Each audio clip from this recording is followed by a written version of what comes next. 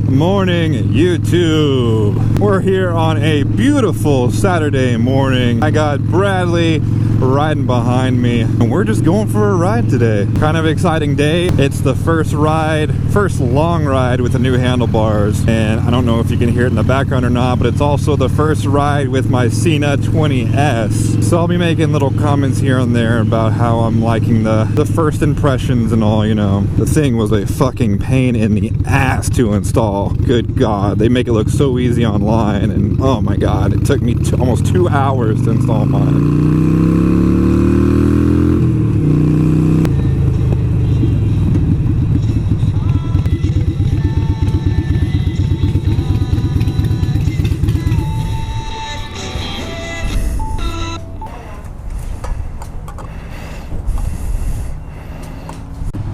Easy.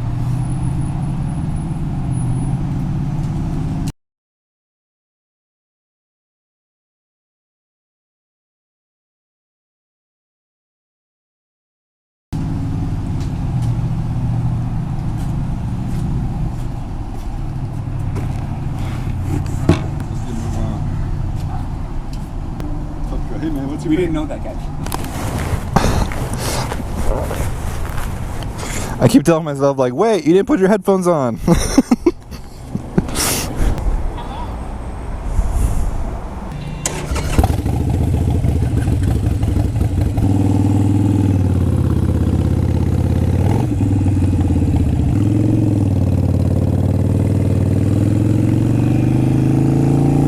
Alright, we just went ahead and stopped for gas.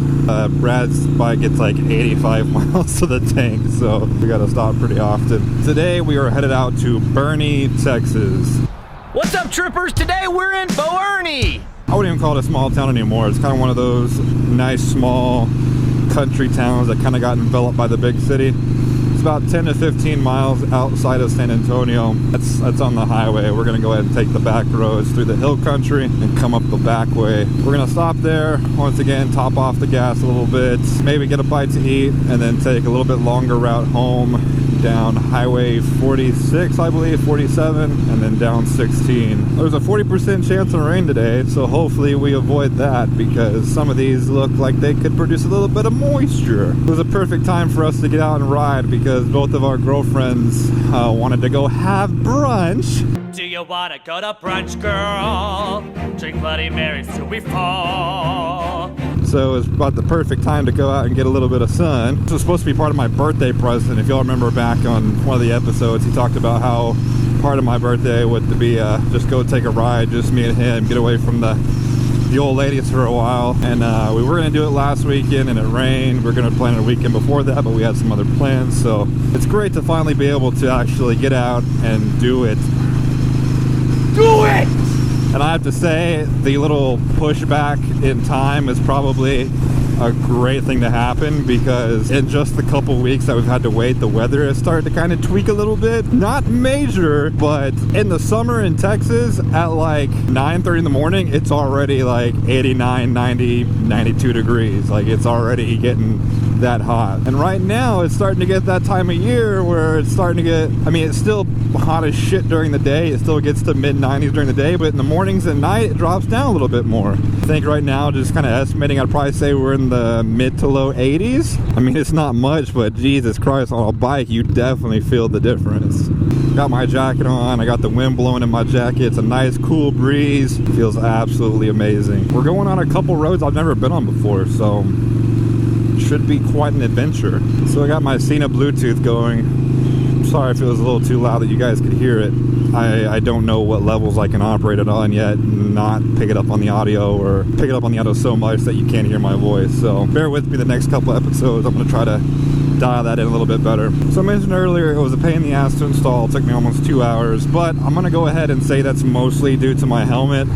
The AX8 Evo is definitely not designed to house a Sena. I know AGV makes their own Bluetooth communicator, so it's probably more designed towards that. but definitely not towards the Sena. There's no recessed pockets for your ears. There's no the clip-on thing that goes on the side. Yeah, forget that. The padding or the foam core is just way too thick. There was no way I was getting that thing on. The only way I could do it is if I put it way up towards the front, which I didn't mind. It didn't look half bad, but the problem I ran into is that it made putting the helmet on and off almost impossible. Like, I put it on and then I went to put my helmet on and I about fucking ripped my face off. So I was like, yeah, that's gotta move. So I ended up using the double-sided tape, moving it a little bit further back. I ended up having to redo the graphics on it, which kind of sucked. God damn it.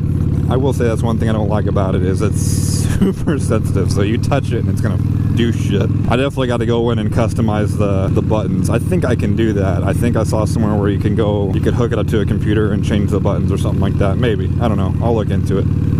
But definitely going to do that if I can.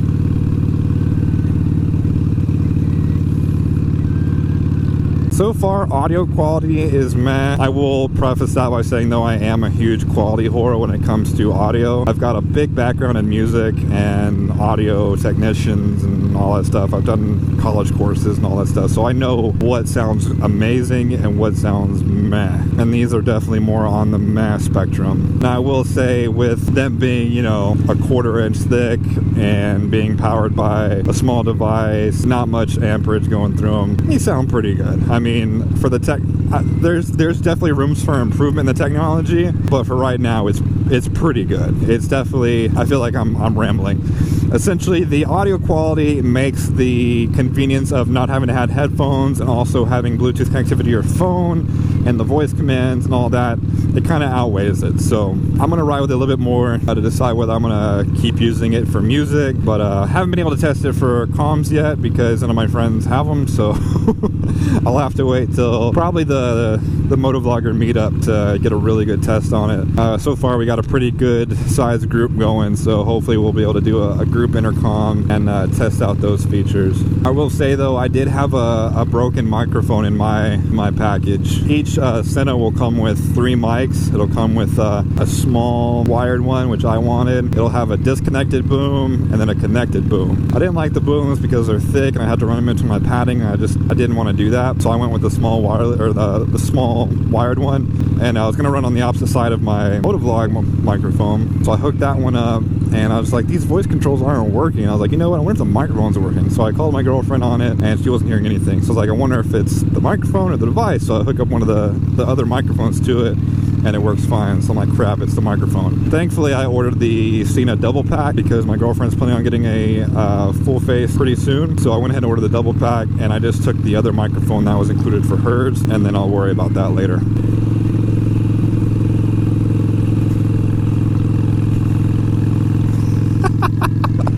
Ow. So thank you for being a dick. I got a leg cramp.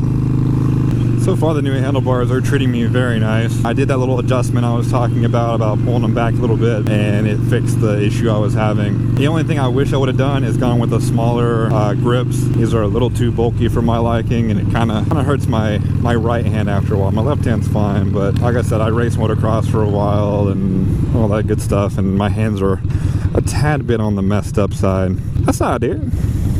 I used to have that exact colored bike. I'm having a hard time actually sitting here and vlogging while I'm riding because I've never done this road before, and it's new sights and sees and smells and feels. Once again, San Antonio not disappointing with some great roads to ride. Oh, that lean though.